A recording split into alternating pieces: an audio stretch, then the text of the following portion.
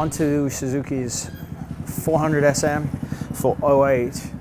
Now, as a dual sport bike, obviously you've got a ton of suspension travel on this bike because it's going to go on-road and off-road. And usually what happens with these bikes is that the back of the bike is really soft and the front of the bike's pretty stiff. So we'll see if this follows a traditional mismatch of springs front to rear. The other thing to note is that the forks are dual chamber forks, very sophisticated, so you have two sets of damping. You have damping in the leg itself with a spring, and then you also have a separate chamber for hydraulic damping, which is really nice. The feature to note about these particular bikes is compression is at the top of the forks and rebound is at the bottom. And so whenever you look at the new dirt bikes or new dual sports, it's completely against what has traditionally been the right way or the normal way of having adjustability on a bike. So on dirt bikes, dual sports, we only have rebound at the bottom, compression at the top. And then on the shock, we've got high and low speed compression at the top, rebound at the bottom, and preload. Now, to get to preload on these bikes, you have to take the seat off, the side panels, the tail, the exhaust, and undo the carburetor boot from the carb itself, and then pick the whole subframe up and put it over the top. So it's a very extensive change. So if you are going to change anything on this, realize it's a ton of work in the back. And with no preload adjustment in the front, all you can do is change springs.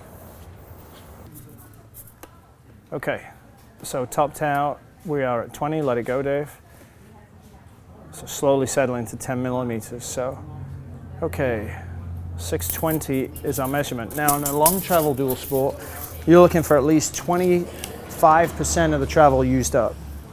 So what's really important on these bikes is that your rider is sat in the correct position before you even start to measure.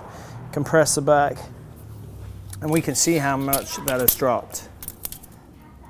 So if 610 millimeters was our start point, we're now at 520 millimeters. What you want for the street is somewhere between 60 and 70. If you're going off in the dirt, 80 to 100 is fine in terms of millimeters for sag. So right now this is more set up for the dirt for Dave. Now by comparison on the forks,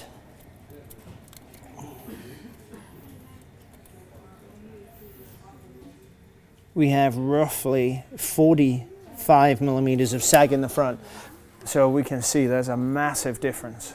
Stiff in the front, soft in the back, which is traditionally the way it's been on dual sports and dirt bikes for a long, long time, except for the new brands that have come out now in motocross, with the R version after it, which are properly race-sprung, full-on motorcycles. So a dual sport, generally, you've got to look at the back of the bike. Once the back of the bike is fixed, ride it, and then see how rough the front is based on using your compression valving. Okay. All right, now with Chris on the bike, he'll sit on it and watch it just collapse. It just completely goes down. In fact, with a kickstand up, it grounds out the kickstand.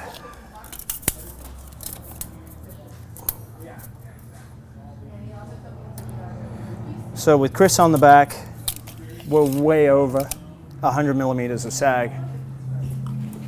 And as we said in times before, when the back of the bike is that soft, the front is actually going to extend. So the sag reading in the front, what that will take is really not accurate at all because the back of the bike has collapsed, the forks have extended. So when you get to measuring, it'll seem like you have no sag in the front when there's very little on what we have here. But remember, the geometry of the bike is completely wrong. So fix the problem in the back, come back, then remeasure the front so you can do a proper estimate of whether the sag numbers will work for you. If you really want to know how bad it is, if you look inside the shock, you can see the bottom of the body, and then there's a rubber bottom out cone underneath it. Now with Chris on the bike, at this point we've got maybe 1.25 inches of travel left at 240 pounds. So obviously this is a significantly dangerous situation where out of a bike that has a lot of travel, there's nothing left.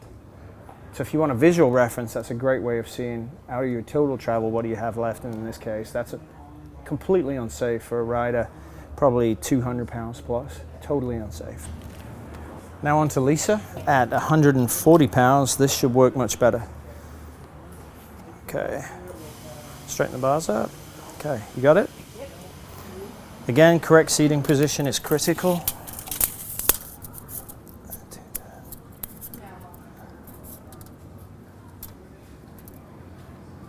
So 70 millimeters and 75 millimeters in the back. So if you're 140 to 100 pounds, this bike in the back works perfectly.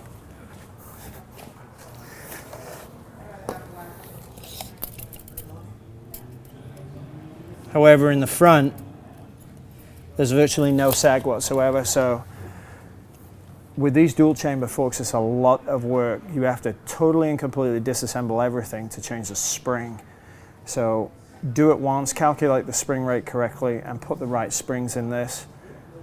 So then you've got a good match between front and back and good balance in the chassis.